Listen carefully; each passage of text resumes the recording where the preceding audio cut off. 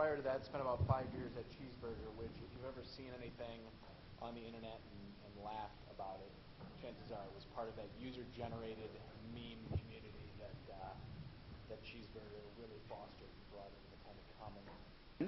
I wrote a blog post called Jobs, America, Meetups, and Puppies, and Jen sent me an email and said, you have to talk about this. And so that's what this is really going to be about. And it's kind of totally different than anything I've done before, and it's going to, your guess is as good as mine of where this is going to end up. It's not nearly as practical as what Heidi just talked about. It might not be useful. You might find this as a waste of your time, so forgive me in advance.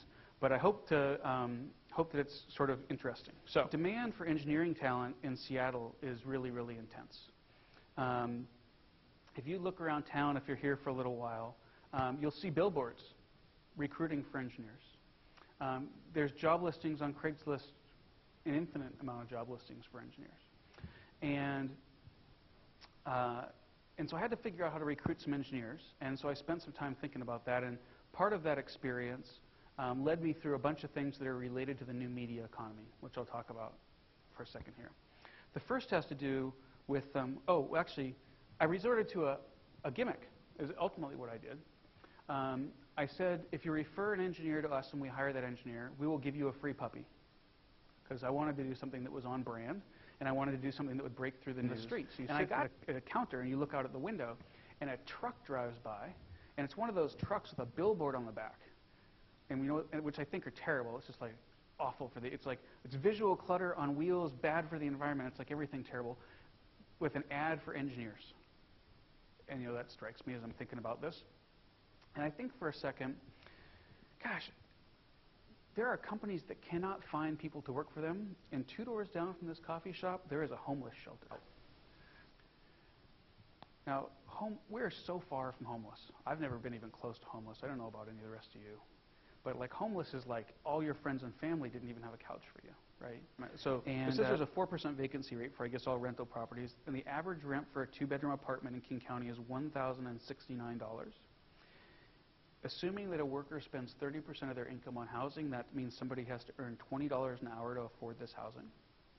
And the minimum wage in Washington State is $9.19.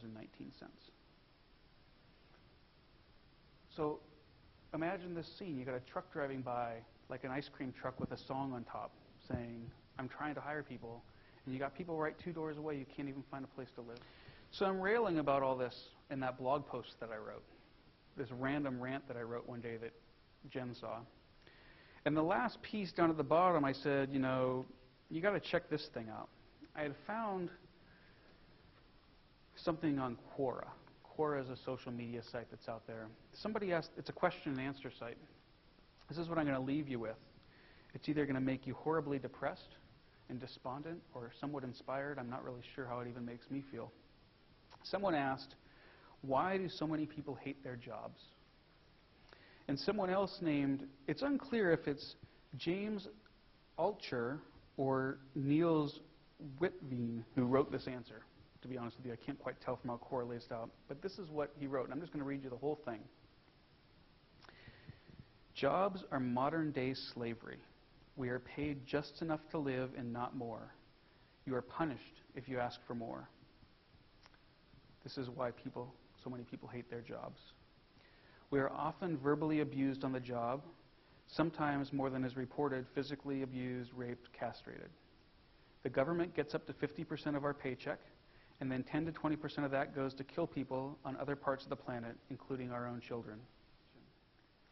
When you were a kid, you liked to draw and read and run and laugh and play and imagine a magical world. You are never going to do any of that again. Over time, everyone is getting fired and being placed by younger, cheaper, more temporary versions of you. You see this but are afraid to do anything about it. You see the homeless people and think, but there for the grace of God go I. Okay, now what are you going to do about it? Thank you very much.